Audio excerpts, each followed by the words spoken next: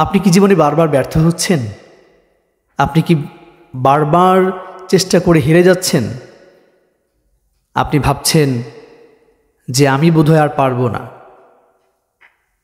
আমরা হতাশ হতে থাকি বারবার, অথচ আল্লাহ কি বলেছেন?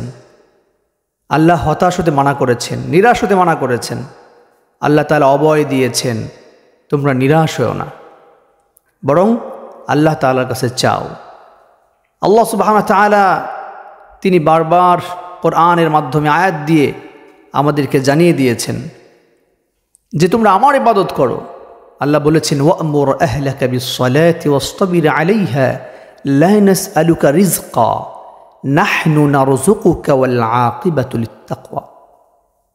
আল্লাহ বলেন, ওয়া'মুর আহলাকা বিস-সালাত, ও নবী আপনি আপনার আহাল, আপনার পরিবার পরিজনকে নামাজের আদেশ করুন। ওয়াসতাবির আলাইহা, নিজের উপর অটল বিচল থাকুন। লা নাসআলুকা রিজকা, আমি আপনার কাছে রিজিক চাই না। নাহনু নারযুকুকা ওয়াল আকিবাতু লিত-তাকওয়া, আর আমি তো নিজেই রিজিক দেই। সুবহান। আমরা বিভিন্ন পেরেশানিতে থাকি। আপনার এই পেরেশানিটাকে মনে করতে হবে যে জাস্ট সিম্পল, এটা দিয়ে আল্লাহ আমাকে পরীক্ষা নিচ্ছে, আমাকে ভালো কিছু দিবেন। আপনাকে আবার স্ট্রাগল করতে হবে, আবার মেহনত করতে হবে।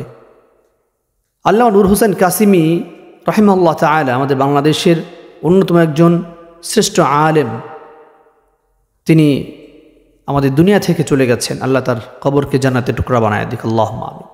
তিনি একটা কথা বলতেন যে তোমার মেহনত, চেষ্টা, পরিশ্রম এটাই ইসমে আজম।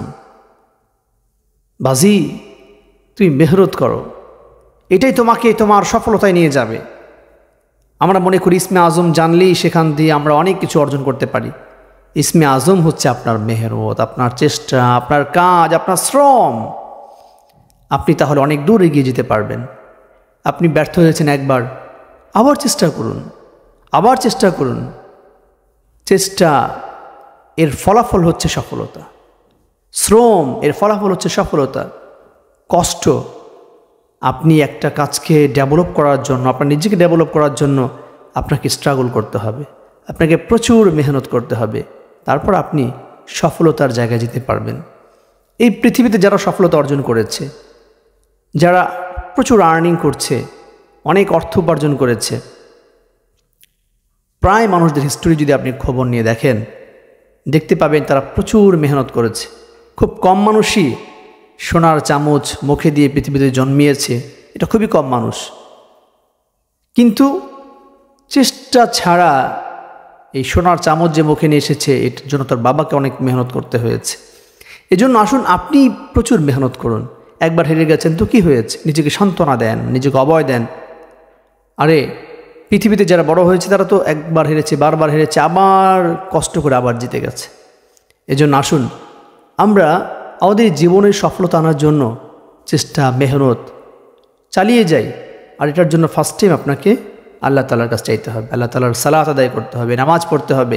এরপর আপনাকে একটা বিষয়ের উপর অনুসন্ধান করে, একটা বিষয়কে তালাশ করে, আপনাকে খোঁজ করে কোন বিষয়টা করলে ভালো হয়, পরামর্শ সাপেক্ষে আগাতে হবে। এবং এটার কমপ্লিটলি একটা ডিসিশন নেওয়ার জন্য যে বিষয়ে পারদর্শী তার সাথে কথা বলতে হবে। অ্যাজ এ বিজনেসম্যান হিসেবে, আপনি একজন ব্যবসায়ী হিসেবে যদি আপনি নিজেকে সফল হতে চান, তাহলে আর একজন সফল বিজনেসম্যানের সাথে আপনাকে পরামর্শ করতে হবে। তো এইভাবে আপনি যে বিষয়ে ডেভেলপ করতে চান, সেই বিষয়ের যিনি সফল ব্যক্তি তার থেকে পরামর্শ নেন, আপনি সাকসেস হবেন ইনশাআল্লাহ। আল্লাহ তাআলা আমাকে আপনাদের সকলকে দুনিয়া ও আখিরাতে সফলতা অর্জন করার তৌফিক দান করুক, আল্লাহুম্মা আমিন।